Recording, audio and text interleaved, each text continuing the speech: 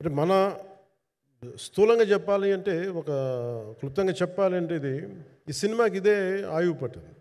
ఈ ఫస్ట్ పార్ట్కి ఎక్కడో కొల్లూరు నుంచి మన కృష్ణానది తీరం కొల్లూరు విజయవాడ సమీపంలో ఉన్న కొల్లూరు ప్రాంతం నుంచి దొరికిన ఒక కోహినూరు వజ్రం నుంచి అది ఎటు మన గోల్కొండ రాజుల దాకా వచ్చింది, మన హైదరాబాద్ సుల్తాన్ల దాకా ఎలా వచ్చింది, దీని ట్రావెల్ ఇటు వెళ్ళింది. ఇవన్నీ జరిగినప్పుడు దీని నేపథ్యంలో జరిగే కథ ఇది. ముఖ్యంగా ఈ ఫౌండేషనల్ వర్క్ చేసిన వ్యక్తి క్రిష్ జాగర్లమూడి గారు చాలా హై కాన్సెప్ట్తో పట్టుకొచ్చారు దీన్ని. ఆయనను రత్నం గారు నా దగ్గరికి వచ్చినప్పుడు చాలా బాగా నచ్చి వెంటనే చేశాను. చేసిన తర్వాత ఒక్కొక్కటి కరోనా నిజంగా ఇంపాక్ట్ వచ్చింది. అంటే ఎలా ఉండదంటే, ఎంత హార్డ్గా ఉండదంటే ఇండస్ట్రీ, అది ఎవరిని తప్పు పట్టలేము. ఒకప్పుడు ఆయన వెంట చుట్టిన నిర్మాతలు, ఆయన వెంట తిరిగిన డిస్ట్రిబ్యూటర్స్, హీరోస్ అందరికీ అలాంటి వాళ్ళకి ఒక నిర్మాతగా ఆయన తపన పడుతుంటే నాకు అంటే ఆయన కోసం ఖుషి తీస్తున్నప్పుడు కానీ ఆయనతోటి ఎంత సౌకర్యం ఇచ్చారంటే, అసలు మాకు 1 month ముందు ప్రీ ప్రొడక్షన్ అయిపోయి నాకు అంత సౌకర్యాన్ని ఇచ్చారు. నేను కంపోజ్ చేసిన యాక్షన్ సీక్వెన్సెస్ కానీ ఫైట్స్ కానీ ఖుషీకి నాకు ఆల్రెడీ ఒక 1 month 1.5 month థియేటర్ నాకు ఇచ్చేసి, మన సురేష్ ఎఫెక్ట్స్ థియేటర్ మొత్తం ఇచ్చి నాకు అంత లగ్జరీ ఇచ్చిన వ్యక్తి ఆయన నలిగిపోతుంటే నాకు నిజంగా చాలా బాధేస్తుంది. ఒకసారి it is not about money, it's not about success, it's about standing by hmm you trust, who stood for the people, who stood for the industry. నాకు ఎందుకు ఇది మీతో పంచుకోవాలనిపించింది. సినిమా ఎంత విజయం ఇది నాకు నిజంగా తెలియదు, ఎందుకంటే నేను ఇట్లా అనుకోవచ్చు ఇంకోలా కానీ ఒక్కటి మటుకు చాలా సిన్సియర్గా చెప్పగలను. Krish came out with very good concept, చాలా హై కాన్సెప్ట్ పట్టుకొచ్చారు. కొంత వ్యక్తిగత కారణాలు, కొన్ని ప్రొఫెషనల్ కారణాలు ఆయన ప్రాజెక్టుకి బయటికి వెళ్ళినా కానీ దీన్ని ఫౌండేషనల్ వర్క్ చేసిన క్రిష్ గారికి మనస్ఫూర్తిగా నా హృదయపూర్వక ధన్యవాదాలు తెలియజేస్తాను మా అందరి తరఫున. అలాగే తర్వాత స్టెప్ ఇన్ అయింది మన జ్యోతికృష్ణ గారు.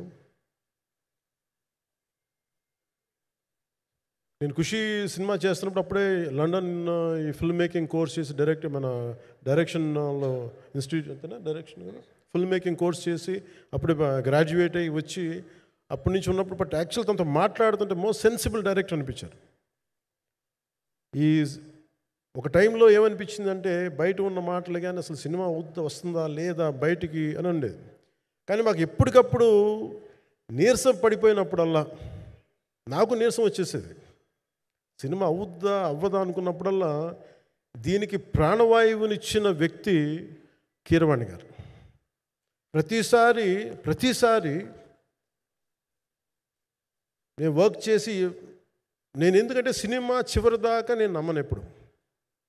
నేను ఒక సినిమాని నేనేం నమ్ముతాను, చిన్నప్పటి నుంచి వెరీ ఫార్మేటివ్ ఇయర్స్లో నుంచి కూడా ఒక మంచి సినిమా గురించి నువ్వు మాట్లాడక్కర్లా, రిలీజ్ అయితే బాగలేకపోతే ఎలాగ మాట్లాడక్కర్లా. అందుకే నేను ఎప్పుడు సినిమా క్వాలిటీ మీద దృష్టి పెడతాను తప్ప ఇంక మిగతా వాటి మీద మాట్లాడను. అందుకే నాకు ఎప్పుడు ఈ మాట్లాడటం అనే దాని మీద ఎప్పుడు దృష్టి పెట్టలేం. కానీ ఫస్ట్ టైం ఈ సినిమాకి చాలా అవసరం అనిపించింది. ఎందుకంటే ఒక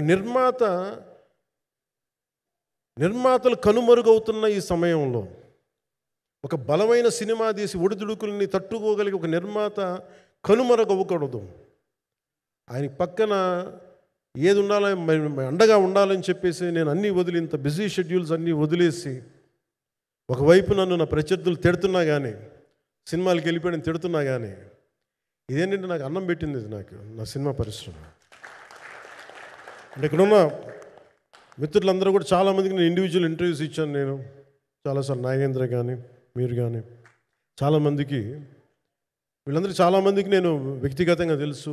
కాకపోతే నాకు సినిమా అంటే నేను సినిమా గురించి ఎక్కువ చెప్పలేక ఎక్కువ మాట్లాడలేను కానీ బట్ నాకు నిజంగా సినిమా మీద అపారమైన గౌరవం, సినిమా మీద అపారమైన ఆసక్తి, నాకు ప్రాణవాయువు అది.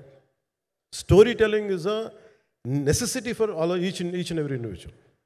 సో సినిమా అది మనకు కల్పిస్తుంది, సినిమా మనకి అలాంటి. కానీ ఈ సినిమా ప్రత్యేకించి చాలా ఛాలెంజింగ్ సర్కమ్స్టాన్సెస్లో, చాలా ఒడిదుడుకుల్లో, యాడ్వర్స్ కండిషన్స్లో కూడా మనస్ఫూర్తిగా దీన్ని ముందుకు తీసుకెళ్ళి, ఆర్థిక ఇబ్బందులు ఎన్ని వచ్చినా కానీ అంటే నాకు పొలిటికల్గా పేరు ఉండొచ్చు, దేశవ్యాప్తంగా నేను తెలిసి ఉండొచ్చేమో, కానీ సినిమా పరంగా వచ్చేటప్పుడు నేను చాలా హీరోస్తో కంపేర్ చేస్తే వెరీ ఒక వాళ్ళందరికంటే చాలా తక్కువ నేను. సో దానికి ఉండే ఇబ్బందులు దానికి ఉంటాయి. మిగతా వాళ్ళకి బిజినెస్ అయినందుకు నాకు బిజినెస్ అవ్వదు, వాళ్ళకి వచ్చినందుకు నాకు రాకపోవచ్చు. ఎందుకంటే నా దృష్టి, నా కాంపిటేటివ్నెస్ ఎప్పుడు నేను సినిమాల మీద పెట్టలేదు. నేను ఇప్పుడు సొసైటీ పొలిటికల్ ప్రాసెస్ పెట్టాను, కానీ ఎప్పుడు సినిమా మీద నేను ఎంత ఉండాలనేది నేను ఎప్పుడు పెట్టలేదు. నేను ఎప్పుడు చాలాసార్లు మన నాగేంద్ర కానీ మిగతా మన సూపర్ హిట్ మన కీర్తిశేషులు బిఆర్ రాజు గారు చనిపోయారు, ఇంటర్వ్యూస్లో కూడా ఉంటుంది.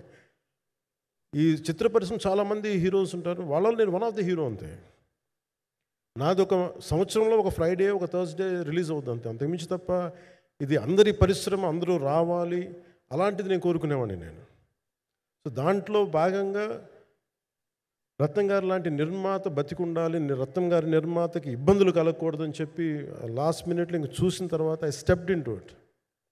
నేను భుజాల మీదకి తీసుకున్నాను ఇది. క్లైమాక్స్ని ఎలా భుజాల మీదకి అంటే, ఎందుకంటే ముఖ్యంగా ఇక్కడ ఇది ఇంకొక బలమైన స్టార్ కాస్టింగ్ చాలా బాగా చేశారు ఆయన. ముఖ్యంగా బాబీ డియోల్ గారిని అంటే ఈరోజు చూస్తుంటే నాకు అదే అనిపించింది. ఈరోజు మన ప్రెస్ మీట్ కూడా నేను వచ్చాను. పాపం అందరూ ఎంత బిజీగా ఉన్నారని కొన్ని రాత్రుల నుంచి నిద్రలేదు. మన మనోజ్ పరమహంస గారికి కానీ, రత్నం గారికి కానీ, జ్యోతి గారికి కానీ, పాపం ఈ సినిమా ప్రమోషన్ సింగిల్ హ్యాండెడ్గా పాపం నిధి అగర్వాల్ భుజాల మీద వేసుకొని నాకే బాధ అనిపించింది. పాపం ఒక అమ్మాయి తన కెరీర్ తను చూసుకోవాల్సిన అమ్మాయి కూర్చోబెట్టి నాకే సిగ్గు అనిపించింది. I have to truly appreciate you. అంటే చాలాసార్లు పాపం అన్నీ వెళ్తూ ఉంటే నాకు ఇదేంటి సినిమాని అనాథలా వదిలేశారంటే అనిపించింది. సో నాకేమనిపించింది, ఈ సినిమాకి ఎవరు అనాథలా వదలలేదు, నేను ఉన్నానని చెప్పడానికి వచ్చాను ఈ రోజున. ఎందుకంటే నేను కోట్లాది మంది ప్రజలకి అండగా ఉండేవాడిని, దేశంలో ఉండే సమస్యలకి స్పందించేవాడిని. అలాంటిది తెలుగు సినిమాకి, నా సినిమాలకి మీకు తెలుసు గతంలో ఎన్నిసార్లు ఇబ్బందులు పెట్టారు. అదే మన ప్రభుత్వం అక్కడికి రాగానే వెంటనే సాధారణంగా హృదయ కవాటాలు తెరిచి మరి ఆహ్వానించాం. ఏమీ కృతజ్ఞత కూడా ఆశించలేదు. అంత చిత్ర పరిశ్రమను అంత గుండెల్లోకి తీసుకుంటాం.